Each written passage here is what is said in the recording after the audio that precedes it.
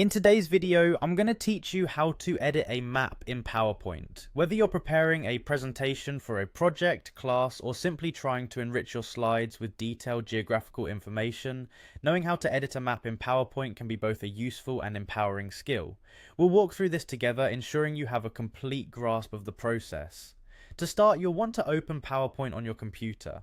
Just like opening any other application, find that familiar orange icon on your desktop or in your applications folder and double-click to launch the program.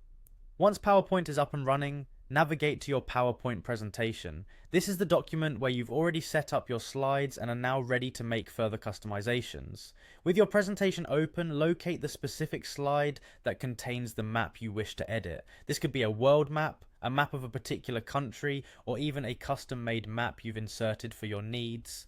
Move to the slide with the map and get ready to make your changes. Next, it's time to take action on that map. Position your cursor over the map and perform a right click. A menu of options will appear, giving you several different commands you can execute. In this context, right-clicking is a crucial step, as it brings up the options we need to delve deeper into the map's customization features. From the drop-down menu that appears after right-clicking, look for the option labeled Edit Data. By selecting Edit Data, you open up a new realm of possibilities within PowerPoint, allowing you to manipulate the map according to your needs. This feature typically emerges when dealing with data-driven maps or charts and can provide you with the flexibility to update information or tweak visuals directly. Keep in mind this functionality might differ slightly based on the version of PowerPoint you're using or the type of map you have incorporated. Sometimes additional tools or plugins might be required to access more advanced editing options. However, in most instances, the Edit Data option is your gateway to crafting a map that suits your presentation goals. As we go through this process, remember the importance of saving your work.